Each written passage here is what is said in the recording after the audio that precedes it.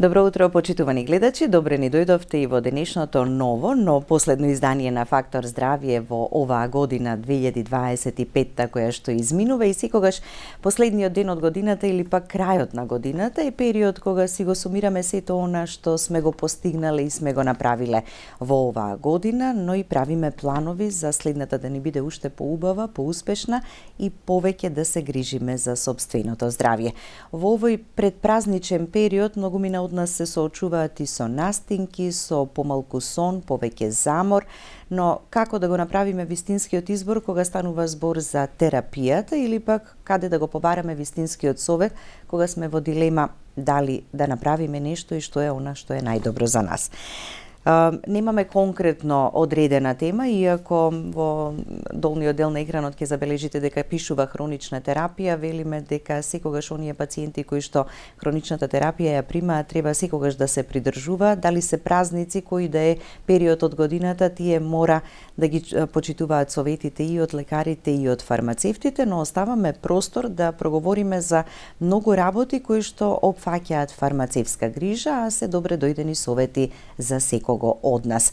Утрово во Фактор здравје, во последното издание, некако ја заокружуваме годината заедно со Билјана Божиновска-Дупјачанец, магистер фармацевт, менаџер на аптеки ДНА Анифарм во Капитол Мол, Джевахир Мол и во Насел Бахром.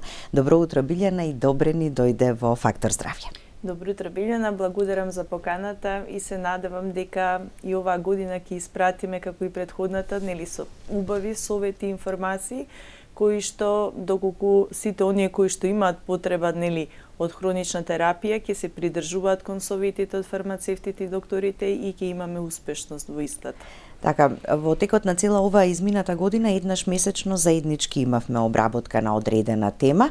Ќе направиме ли една комбинација од сето она што досега сме го зборувале, а во секој случај да бидеме едукативни, советодавни, практични и на еден едноставен начин да им укажеме на гледачите секогаш кога имаат некоја дилема дека најдобро е прво да се обратат на фармацевт. И најчесто си го поставуваме тоа прашање. Ајде ќе одиме прво во аптека, ќе прашаме, па потоа ќе видиме што ќе преземеме. Која е улогата и важноста на фармацевтот? Секогаш зборуваме дека фармацевтите како примерни здравствени работници се најдостапните, заради тоа што нема потреба да се закаже термин, секогаш пациентите кога имаат некоја нејаснотија или прашање во однос на своето здравје повторно се обраќаат кај нас. Меѓутоа, ние кои што си ја сакаме професијата фармација, секогаш велиме да не третираме, туку да превенираме, па да не заборавиме дека фармацевтите и аптеките се токму местото каде што можеме да дадеме совети во правилна превенција, што значи да се заштитиме пред да настане некоја хронична болест. И дефинитивно фармацевтите сме тие кои што преку своите совети кои што ги даваме кон пациентите, веруваме дека доколку се придржуваат ќе доведеме и ќе бидеме причина за едно подобро здравје. Така.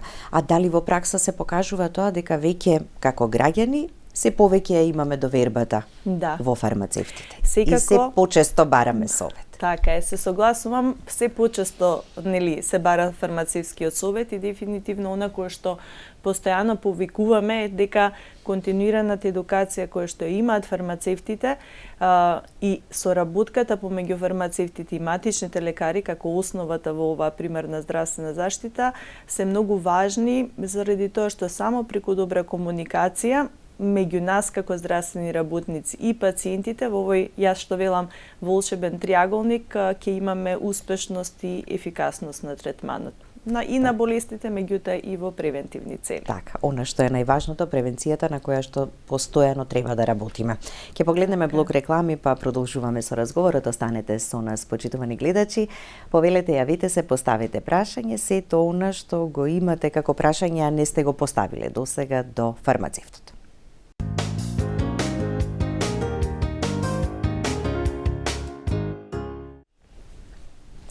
Билјана Божиновска-Дупјачанец, магистер по фармација, менеджер на аптеки ДНА Анифарм во Капитол Мол, Джевахир Мол и Насел Бахром. Ние утрово во Фактор здравје и велиме во име на долгогодишната заедничка и мощна успешна соработка, бидејќи секој месец се гледаме во емисијата, така и сакавме да ја заокружиме ова 2025. Зашто најчесто пациентите во овој период се обраќаат и бараат совет од фармацевт? Оваа последна недела ни се и минусни температурите. Денешниот ден ќе биде најстудениот, некако ја завршуваме годината со многу ниски температури. Претходно променливо беше времето, се соочуваат многумина и со настинки, вирози, со грип, стомачни тегоби и ред други нешта. Така е. Секогаш велиме дека кога доаѓа есента и зимата, секогаш помислуваме тогаш на нашиот имунитет, заради тоа што настинките се почести, а тука се присутни и вирусите, кои што многу често се почнува со една вирусна инфекција, па каде што имаме послаб имунитет, таа вирусна инфекција преминува дури и во бактериски инфекции. Секогаш велиме кога, како да побараме совет и кога треба да се обратиме кај фармацевтот, а кога да побараме лекарска помош. Тука се многу битни моментите, заради тоа што многу често одиме кон тоа дека оние кои што имаат симптоми, а имаат некоја своја домашна аптека, посегнуваат на самолекување и многу често она кое што во претходната терапија била ефикасно, пациентите знаат на своја рака повторно да го земат. И секогаш велиме и да е тоа така, опомените и насоките во делот кога станува збор за настинка или вирусна инфекција се секогаш исти, колку може повеќе витамини, минерали, доволно електролити за да не дехидрира телото и доколку имаме температура повисока од 38,5, тука се и лековите кои што треба да ја снижат температурата, односно така познатите антипиретици. Меѓутоа, кога гледаме дека симптомите, дури кога пациентите се само лекуваат, веќе после вториот, третиот ден немаме подобрување на клиничката слика, секогаш мора да се побара помош од здравствен работник. Постојат симптоми кои што пациентите се жалат и кои ќе дојдат во аптека, мора да постои одредено прашање колку време трае оваа клиничка слика. Да. Значи, преку овие прашања, ние можеме како фармацевти да заклучиме дали пациентот само со симптоматската терапија треба да го продолжи домашното лекување или треба сега и веднаш да се обрати кај својот матичен лекар. Постојат симптоми кои што не можеме да ги третираме во домашни услови и сите ние понекогаш сме сведоци дека ако симптомот не се истретирал соодветно и навремено, значи некоја безазлена вирусна инфекција може да премине во бактериска инфекција која што дури бара и болничко лекување.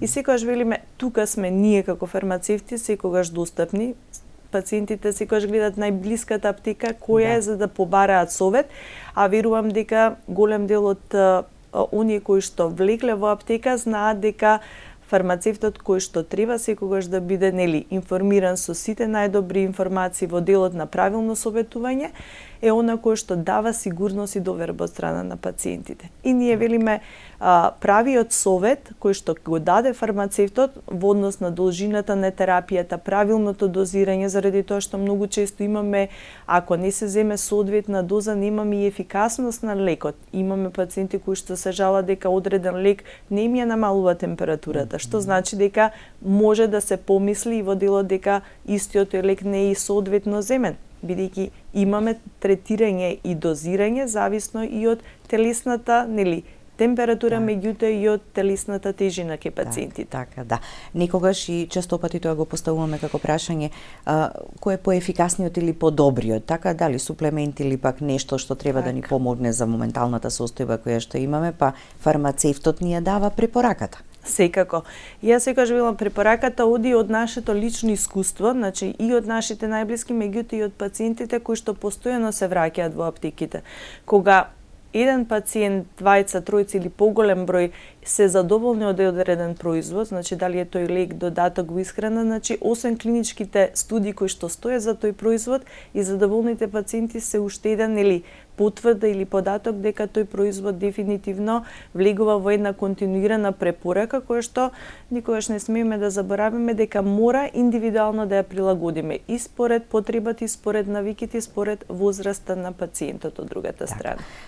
Колку се отворени во комуникацијата кога треба да кажат што навистина применуваат од терапијата, дали ја применуваат онака како што треба, да не подзаскријат нешто, така, а е важно како информација да го имате за да им го дадете советот? Колку ќе бидат искрени пациентите зависи од нас како здравствени работници, заради тоа што како ќе пристапиме до нив. Многу често обвинувањата и критиките кои што знаат здравствените работници да ги дадат кон пациентите, без разлика дали е фармацевт или лекар во прашање, е она кое што создава една барикада и неотворена комуникација. Заради тоа секогаш велиме емпатијата и разбирањето зошто пациентот постапил на одреден начин. Дали е го почнал само лекувањето во домашни услови или го почнал лекувањето врз основна препорака на фармацевт од соседната аптека или некој лекар. Значи, тука мораме да имаме момент на сослушување, не обвинување, на некој начин воспоставување на добра комуникација за да пациентот ги каже сите оние симптоми и се она што реално осетил или почувствувал од терапијата што веќе ја прима. Тука веќе кога ќе поставиме сигурност, имаме целосно отвореност од страната на пациентите и можноста да ние како фармацевти кои што се соочуваме многу често со искреност од страна на пациентите, да се пожелат за одредени несакани ефекти, да кажат дека не секогаш се придржуваат кон терапијата, меѓутоа не секогаш ние смееме обвинувачки кон тоа. Мора да сослушаме зошто е тоа така. Бидејќи имаме многу често и некои субјективни информации или едноставно размислување во однос на одредена терапија. Меѓутоа тука мораме да ги кажеме одредени факти, а при тоа да дадеме разбирање за постапката кај пациентите. Тука веќе имаме можност да пациентот е отворен во комуникацијата, ги каже сите оние работи кои што можеби нема да биде отворен кон оној здравствен работник, фармацевт или лекар кој што веднаш го обвинува пациентот, критички е настроен кон него и веќе тука имаме несоодветна комуникација и секогаш погрешна препорака. Заради тоа што немаме објективна слика на она што реално се случува кај тој пациент. Така да. Да го слушнеме и гледачот кој што веќе е на линија да го постави своето прашање. Добро утро, повелете. Добро утро. Ве слушаме, повелете. И среќни празници, нек се шодувајат и се на ово. Да, ви благодариме, исто среќни и вам. Благодариме. Така едно прашање многу ме интересира мисијата и да ми нешто ако може да ми помогне докторка телефон. Вака имам проблеми јас со бактерија. Јас сум настоеден бубрек и имам доста носено катетери, сонди и можеби се со оваа бактерија се борам да не претерам и 10 години. Так. И сега немам контрола на мокрењето, само што си измокреш за 5 минути повторно се треба да мокреш, тие работи се. Простатата не ми е зголемена, али со бактеријата проблеми си имам. Имам примерно повеќе антибиотици, не знам што, како, ама немам никаков резултат, ефекат од тоа немам никако. Так. И сега сакаме да, ако може нешто да ми помогне или на природна база или нешто да ми препоручи, имам проблем многу, но ќе може би не 3 пати, може 10 пати да станувам по мокрење. Само што измокреш 5 минути се тера понова да мокреш. Да. И сега сакам да ми кажете. Така, веќе чуете препорака и совет. Нешто чај или нешто кој ќе ми препорача и хвала ви и среќни празници. Ви благодариме за јавувањето. И на господјата многу добро објаснува и кажува. Хвала ви, благодарам. Така, сега ќе слушнете. Пациентот кажа, значи посебно оперативен зафат, катетрите, честа уринарна инфекција има, секогаш велиме без да не прашавме, меѓутоа најчесто тоа или ешерихија коли или протеусот кој што континуирано, значи веќе е на некој начин бактерија која што веќе не реагира на голем дел антибиотици, токму таа антибиотска резистенција си ја создадовме самите ние како пациенти заради неконтролираната употреба, кога треба и кога не треба антибиотик. Советувањето е сепак кај овој пациент, бидејќи станува збор за пациент кој што е опериран, има еден бубрек, значи мораме тука да внимаваме и во прилагодувањето на дозата, заради тоа што кај овие пациенти не можеме секогаш да идеме со иста она доза како кај пациенти кои што имаат нормална бубрежна функција. Секогаш велиме дека кај нив можеби ќе треба малку подолготрајна терапија и во однос на антибиотска и во однос на уроантисептици, односно тоа се на некој начин лекови кои што подолго време ќе овозможат стерилност на урината и се препорачуваат од страната на матичните лекари или уролозите. Од страна на фармацевтите ние можеме да препорачаме природни препарати кои што исто така делуваат и овозможуваат некаква стерилна урина кај овие пациенти, меѓутоа тоа се најчесто производи кои што во својот состав содржат деманоза, екстракти од брусница, и тоа почесто во малку повисока концентрација, барем од 2000 милиграми деманоза, кој што како шеќер прави привлекување на бактеријата и не дозволува истата таа да се прилепува на уринарните патишта. Практично, може би кај ваквите пациенти кои што имаат хроничен проблем никогаш да не се оставаат без одреден додаток во исхрана кој што делува уроантисептично, дали тоа ќе биде една недела увинчај, посем тоа да се премине на препарат кој што содржи брусница. Секогаш велам дека мора да се има трпеливост во третирањето на овие уринарни инфекции кои што многу често почнуваат со јаки симптоми и заради тоа што не се доволно долго третирани, посем прекин на терапијата имаме повторно населување на бактериите. И иако пациентот рече дека има нормална простата, секако рече не е зголемена, ама не знаеме дали редовно ја проверува состојбата на простатата, секако посета на уролог за да се видат во предвид да се земат и други параметри. Така, лабораториски анализи, ПСА-то редовно, затоа што тие се сепак состојби кои што мора да се пратат кај машката популација после 50-та година, и видиме дека токму овие препораки за превенција и редовни контроли се и дел од фармацевското советување кое што треба да постои во аптеките, заради тоа што само на тој начин можеме навремено да фатиме одредено заболување и соодветно правилно да го третираме преку ова советување. Колку долго одредена терапија треба да се земе. Пациентите кога ќе осетат дека симптомите исчезнуваат, самостојно прекинуваат терапијата и тука најчесто се прави грешката и се создаваат резистентни соеви на бактерии кои што понатаму со антибиотиците тешко се третираат. Ако не ја завршиме до крај, значи она што претходно сме го примале како терапија, може да не го даде посакуваниот ефект. Секако може да не го даде посакуваниот ефект и секогаш велиме најсигурна антибиотска терапија кај ваквите состојби е посебно направена уринокултура за да се види на тој тип на бактерија кој антибиотик е најделотворен. Така. И дополнително природната суплементација, секако, така преку чаевите и другите суплементи. Имаме уште еден гледач, да го слушнеме и него. Добро утро, повелете. Добро утро. Добро утро. Прашам докторката, имам операција направена на простата и извадена е простатата. Добре. И сега не приемам лекарства други, ништо. Едино тие некои инекции на онкологија што 6 треба на 3 месеци. Добре. И после дали треба нешто да примам некоја терапија и како ќе ми помине, мислам за колку време. И тоа е, не знам друго што. Да, само редовно ќе си правите контроли, како што ви се препорачени. Така, тоа е многу важно. Да. И дали ќе се поврати сексуалниот живот после имам јас на 6 години. Добро, ви благодариме за јавувањето. Еве, ќе чуете веднаш. Фала ви.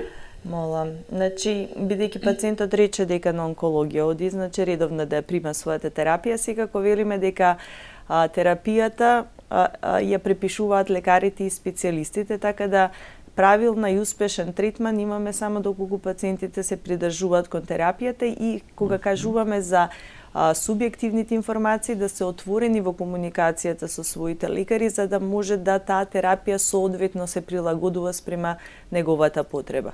Што се однесува до делот на сексуалниот живот, секако дека и тој може да се воспостави нормално според можноста и возраста, а повторно тука ќе кажеме има голем број додатоци во исхрана кои што нема да пречат на самата терапија, меѓутоа во овој момент сепак велиме кога имаме третман по природен пат секогаш се вели дека и суплементацијата мора да се прилагоди спрема терапијата што пациентот ја зема.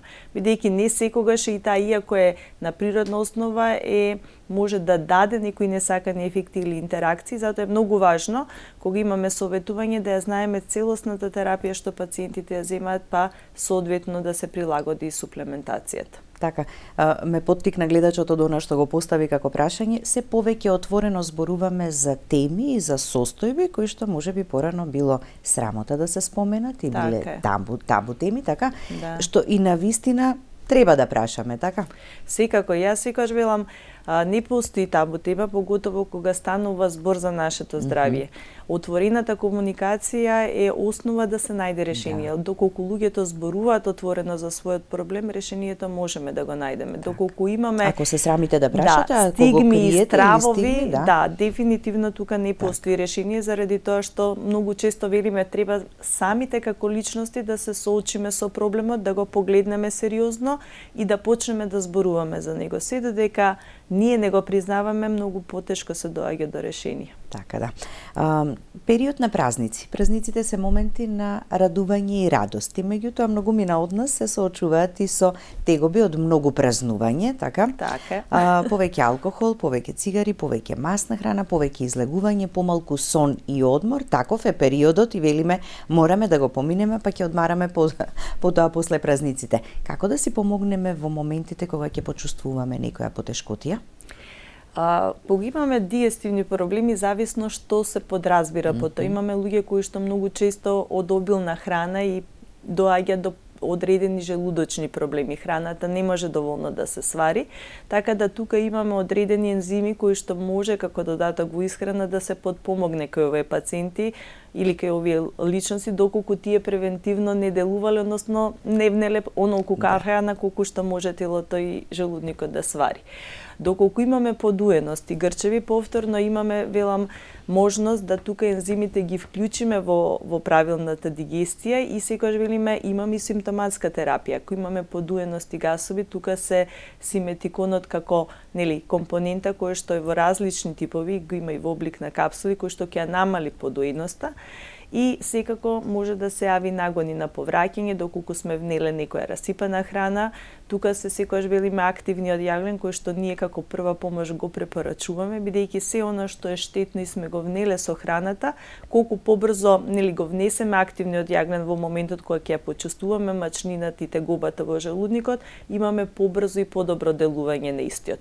Пробиотиците да не ги заборавиме, тие освен во имунитетот делуваат токму и во правилната дигестија и нормалното варење на храната и искористувањето. А ако имаме запек или пролив или диарија, во тој случај повторно пробиотикот е број 1 во делот на изборот и секогаш велиме советувајте се со вашиот фармацевт.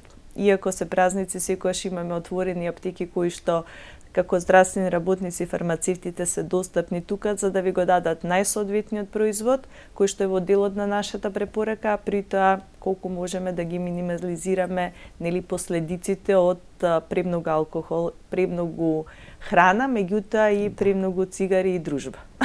Така, да, убави се празниците, ама да не претераме, за да можеме убаво да си ги поминеме. Само кратко го споменавме активниот јаглен и честопати сум прашувала и во емисиите како да го користиме. Може уште едно подсетување? Така. Може би некој подзаборави.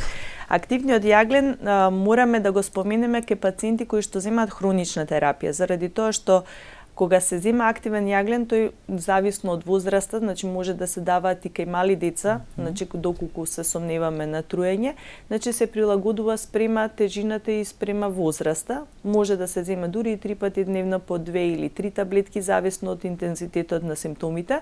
Специфично е што тој не се ресорбира во крвотокот, туку само делува во дигестивниот систем, значи се она што е во желудникот, цревата го ресорбира и го елиминира.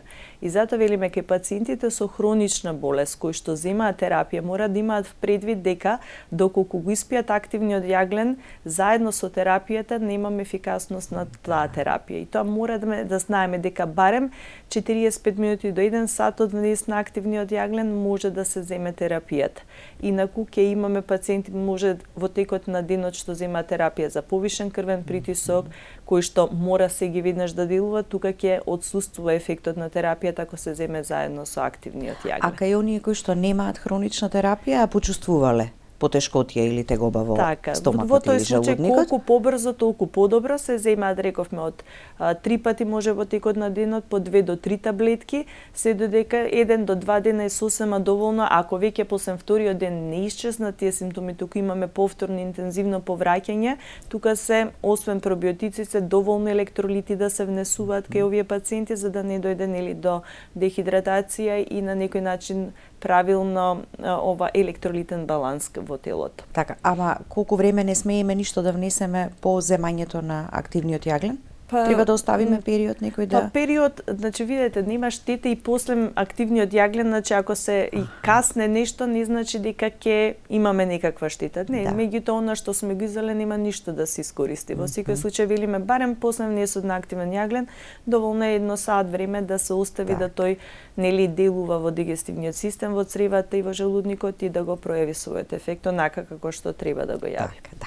Ќе погледнеме уште еден блок реклами, па продолжуваме понатаму, останете со нас до самиот крај.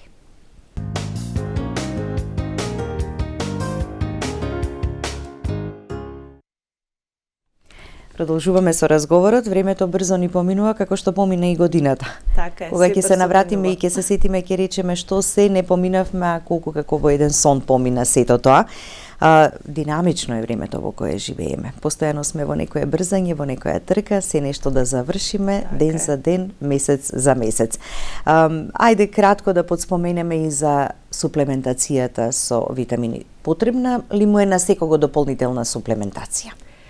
И што? Така е. За жал, храната не ги задоволува потребите, заради тоа што секогаш велиме дека основа за здравје, нели, физичка активност и правилна исхрана. Меѓутоа, колку и да сакаме да ги внесеме витамините, минералите, антиоксидансите и се она што ни е потребно, не успеваме да го внесеме само преку исхраната. И затоа секогаш велиме дека со здрава, балансирана исхрана мораме да одбереме и соодветен додаток во исхрана кој што на некој начин ќе ги задоволи нашите потреби. Сега тука е повторно на прашање што е она што на вистина нас не треба. И секогаш велиме кога препорачуваме кој додаток во исхрана, многу е битно да имаме, значи првенствено информација од самиот пациент или корисник на здравствена услуга, што е она кој се неговите животни навики. Например, летниот период изобилува со овошје и зеленчук, изобилува со витамини и минерали, меѓутоа тука е сонцето, штетното зрачење, па имаме секогаш потреба од некои антиоксиданси, кои што никогаш не се, нели, доволно доста внесени со храната. Антиоксидансите се потребни во зима заради тоа што имаме повторно загаден воздух, тука се вирусите, каде што имаме потреба од зајакнување на имунолошкиот одговор и секогаш велиме дека кога и да ги земеме антиоксидансите во комбинација нема да погрешиме. Меѓутоа кога станува збор за дали да се земат колаген, дали ни требаат хиалурони, дали имаме потреба од некои суплементации кои што имаат во својот состав омега незаситени масни киселини, повторно тука велиме ги прилагодуваме препораките според потребата и кај пациентите со хронична терапија според хроничната терапија што пациентите ја земаат. Сега кај пациенти кои што имаат, нели, повишен крвен притисок, кои што имаат повишено ниво на холестерол, тука веќе имаме додатоци кои што ќе ги намениме токму да ја подобриме ефикасноста на терапијата, да ги намалиме несаканите ефекти и се она што пациентите, например, немаат навика да го внесуваат во својата исхрана. Например, имаме луѓе кои што не внесуваат риба или немаат навика или немаат едноставно нема желба или нема не ја желба сакаат, да ја сакаат, така. значи мораме на некој начин тие омега киселини да ги внесеме преку суплементација. И секогаш велиме правилната препорака е само она индивидуална прилагодена спрема реалната потреба на пациентот. Така, и најдобро е она што му е потребно на вистина, Така. бидејќи да не е цел ден постојано ништо да внесуваме и да пиеме. И секогаш велам, значи препораките се одат не повеќе од 2 максимум до 3 суплементи. Ние имаме сега во ова време полифармација каде што кога ќе прашаме што внесувате додатоци, ние имаме минимум 4 до 5 додатоци во исхрана кои што пациентите ги внесуваат. И тука мораме да направиме стоп на одредени работи заради тоа што и преголемата суплементација, значи е подеднакво штетна како што и штетна недоволниот внес на суплементи. Так, а знаеме да се соочиме и со прекумерна употреба и прекумерна злоупотреба и на Така суплементите, иако секогаш велиме злоупотреба на антибиотиците, ама тука веќе почнавме нели малку да ја менуваме ситуацијата. Имаме гледач на линија. Добро утро, повелете, ве слушаме. Јас сум од Штип, Слободанка. Така, повелете. 80 годишна сум. Ќе ме слушнете? Да, Ве слушаме, да. Јас веќе речи скоро една година крвава ми е плунката и само плукам со крв. Така. И веќе сум малаксана, не можам и тука ве во Штип во болница нешто да проверат, да контролират, ништо конкретно не кажа. Еве сум сама дома, во куќа сум сама. И само повеќе плакам од колку ли нешто друго да работам. И молам нешто да ми покажете, ако има шанси, јас можам да дојдем у Скопје, ќерка имам таму професорка е во училиште и таму живее она со момчето. А ако имате можност, ќе ми помогнете. Ама сега јас само да прашам, не сватив, дали плукате Подкашлам. подкашлувате и тогаш исфрлате. Слајмот е со крв. Со шлајмот е со крв. Цврста крв. Не течна така да беше. Аха, како коагулирана крв. Добра, испитување некоја сте направиле во Штип? Јас не знам како да ви кажам, да ви се заблагодарам на се ова што ме слушнате и само плакам секој ден. Така. Знаете, можете и преку никој ништо не ми е помогнал, никој ништо не ми е помогнал. Така, Лекарства некој тамо со синот договарат се, оние тука повеќе и мајка сум на него. Не знам што да ви кажам. Да, може би ќе е добро, нели, да се дојде и во Скопје на некое дополнително исследување доколку не може тоа. Меѓутоа секако има пациентка од 80 години матичен лекар. Јас во Скопје можам да дојдам. Ќерка ми сака сега да ме земе по нова година. Така, ама тоа треба знаете како преку матичниот лекар така да се закаже преглед кај специјалист, матичниот најдобро ќе процени каде ќе може и да се упати, бидејќи за да не се лута на едно или на друго место врз основа на оваа симптоматологија. Ви благодариме за јавувањето. Да. Јас секако ќе кажам, кога станува збор за вака пациенти кои што имаат одредени симптоми, верувам дека отворената комуникација со матичните лекари ќе даде соодветни резултати. Според мене, верувам дека е пробано со одредени производи да се намали тоа крварење, доколку е можеби многу често крварењето да не потекнува од белите дробови, туку е само од иритираната кашлица. Значи и пациентите многу често стравот од крвта која што ја гледаат, значи дополнително создава вознемиреност. Затоа секогаш велам, мора добра комуникација со матичниот точно знае каде треба овој пациент да се припрати ако треба дополнителни исследувања. Некогаш и непотребната тортура или носење по ординации, по специјалистички прегледи дополнително го оптеретува телото, така да според мене сепак би препорачала пациентката да се обрати со матичниот. Него најдовме проблемот или причината заради што нештото се појавило. Така, се согласувам. Затоа реков, многу треба индивидуално да се пристапува кон овие пациенти, затоа што советувањата и секоја клиничка слика е многу поразлична. Некогаш алармот треба да ни е присутен, меѓутоа и не секогаш премногу да се дига паника и тензија заради тоа што имаме состојби ситуации кои што можат и да се истретираат и преку матичните со одредени лекови кои што се во нивен домен на допис и верувам дека ако се направи добра контрола и следување ќе се реши проблемот. Така да. Годината поминува, 2025-та, секогаш си ги сумираме впечатоците и она што сме го постигнали и направиле. На професионален план, како помина ова измината година? Секоја година поминува со постојана континуирана едукација помеѓу нас како фармацевти, матичните лекари и специјалистите. Секогаш велиме дека фармацевтите, бидејќи сме дел од здравствениот систем како примарни здравствени работници, преку смарт проектот постојано посетуваме дека само заедно со нашето заедничко делување можеме многу повеќе за нашите пациенти и токму и оваа година смарт проектот беше токму делот за како да управуваме фармацевтите заедно со матичните лекари кај пациентите со хипертензија, дислипидемија и обезност. И верувајте дека се изработи од наши колеги фармацевти 497 случаеви од пракса, каде што во комуникација со матичниот лекар се направија промени и корекција во терапијата со цел да терапијата биде поефикасна, со помалку несакани дејства и интеракции и дефинитивно тука секогаш велиме само доколку делуваме заедно, дефинитивно ќе имаме многу подобри резултати во третманот кај хроничните болести. Така. Плановите, идеите, реализирање на проекти во оваа година што ни следува? Така веројатно ги има многу, предпоставувам. Ги има многу, секако во март месец ќе следува петиот симпозиум Смарт фармацевт, кој што ќе биде на основа на ментално здравје, што можеме да помогнеме за подобро ментално здравје, пред се и на нас здравствените работници и на сите луѓе и пациенти во Македонија. Важно е дека Смарт фармацевтот е нешто кое што прави спојување и конекција помеѓу специјалистите, матичните лекари и фармацевтите.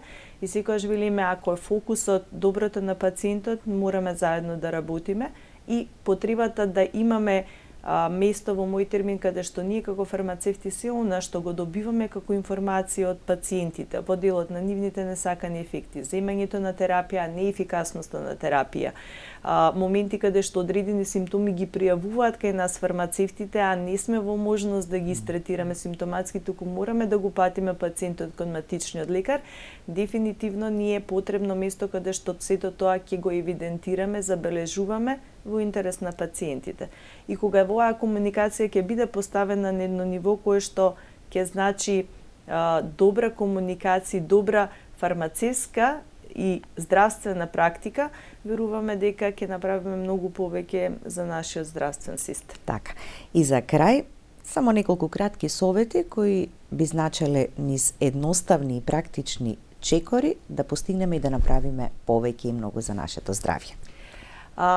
Превенирајте, немој да третирате. Онаа теорија останете здрави во зима, јас би ја преименувала останете здрави во текот на целата година и работете на своето здравје континуирано, заради тоа што во новата година треба само здравите луѓе можат да креираат и да бидат пред се добри за самите себе си, а понатаму добри за општеството. И оној практичен совет секој што сакам да го дадам на сите оние кои што сакаат да слушнат фармацевски совет е дружете се, бидете со луѓе кои што знаат да ве почитуваат, да ве сакаат и едноставно да ви дадат се она кое што го заслужуват. Така да 2026 година да бидеме окружени со многу добри луѓе кои што ќе креираат вредности, а да ги оставиме за младите во еден подобар свет за живење. Благодарам. Одличен завршеток на денешната емисија. Благодарам Билјана за гостувањето. Среќна нова година, среќни божикни празници и уште поуспешна и исполнета со здравје 2026. Благодарам Билјана, јас сака велам колку повеќе насмевки имаме, верувам дека сите ќе нас служи подобро здравје. Така. Благодарност упатувам и до нашите гледачи кои што редовно не следеа во текот на оваа цела измината година. Ви посакувам среќни новогодишни празници, останете во добро здравје, во добро расположение, грижете се за себе, работете на превенцијата, бидејќи кога го имаме здравјето, ќе можеме се да изреализираме што посакуваме во животот. Се гледаме во новата 2026.